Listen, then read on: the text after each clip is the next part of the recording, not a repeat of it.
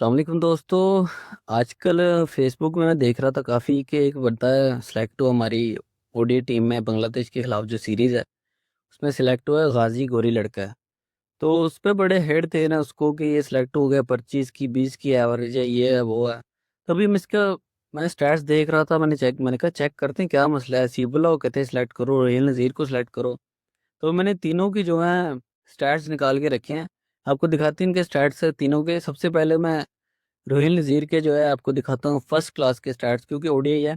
First class हमारे लिए ज़्यादा इंपॉर्टेंट है क्योंकि ये लंबी क्रिकेट है 4-5 डेज़ की, तो ये ज़्यादा इंपॉर्टेंट है। तो रोहिल साहब के जी 52 मैचेस में 2470 रन है और 34.5 की एवरेज है। सो ठीक है, नॉर्मल एवरेज है। तो हसीबुल्ला साहब के भी आते हैं फर्स्ट क्लास में, 28 मैचेस हैं और 1268 रन हैं और 36.5 की 36.2 की एवरेज है। तो ठीक है, ये भी नॉर्मल है। अभी हम आते हैं जी हमारे गाजी गौरी पे। इनकी फर्स्ट क्लास के 26 मैचेस हैं 2023 में इनका डेब्यू हुआ था। 1678 रन हैं इनके और एवरेज है 42 की। तो हमें क्लियर नज़र आ रहा है कि इनमें जो डिफरेंस हमें नज़र आ रहा है तीनों में।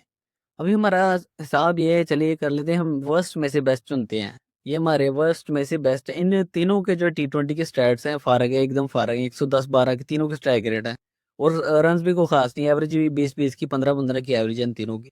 तो ये तो मैटर ही नहीं करता। मैटर ये करते हैं अगर वर्स्ट में से बेस्ट अगर किसी भी चुन रहे हो उस पर आप उसको हेट दे रहे हैं कि हमारा फेवरेट प्लेयर अगर किसी भी कुछ कुछ खास लोगों का फेवरेट प्लेयर है हसीबुल्ला खान होगा, तो प्रोपेगेंडा चलाया जाएगा गाजी गोरी को भी क्यों सिलेक्ट किया। एक तो मुझे ये वजह लगती है गाजी गोरी के खिलाफ इसलिए प्रोपेगेंडा चलाया जा रहा है कि वो है सिंध से ताल्लुक रखता है। तो कराची के प्लेयर जो हैं उसके खिलाफ तो चलना ही था, उनको इतना सपोर्ट नहीं मिलता। ज़्यादातर हम देखते हैं केपी के प्लेयर और पंजाब के प्लेयर्स देखते हैं टीम में, कोयटा के भी कम ही देखते हैं। तो इसलिए चल रहा है। और दूसरा तो कुछ नहीं नज़र आ रहा, यही वजह लगती है मुझे। बाकी पीसीबी ने अगर सेलेक्ट किया बंदे को तो कुछ ना कुछ इसमें पोटेंशियल होगा। और 42 की एवरेज अच्छी खासी एवरेज होती है। अगर आप विकेट कीपर बैट्समैन हो तो ये अच्छी खासी एवरेज है फर्स्ट क्लास में। ये वजह हो सकती। दूसरी वजह ये है कि पीसीबी की, मुझे लगता है क्योंकि बांग्लादेश की कंडीशन हम सबको पता है, सारी ज़िंदगी हमने देखा हुआ है बांग्लादेश स्पिन को जो है, स्पिन के मैदान है, स्पिनर वहाँ पर छाए होते हैं।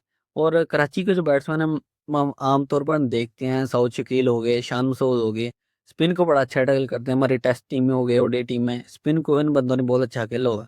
और ये भी कराची से तल्लुक़ रखते हैं, सिंध से हैं, तो ऑब्वियसली स्पिन को अच्छा खेलते होंगे इसलिए पीसीबी ने चूज़ किया ना, ये हो सकता है।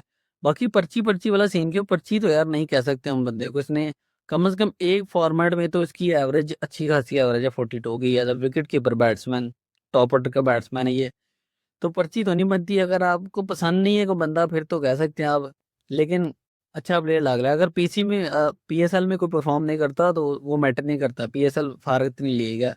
जो भी कह सकते, पीएसएल में परफॉर्म कर रहे हैं ना करे कोई हमारे लिए मैटर नहीं करता।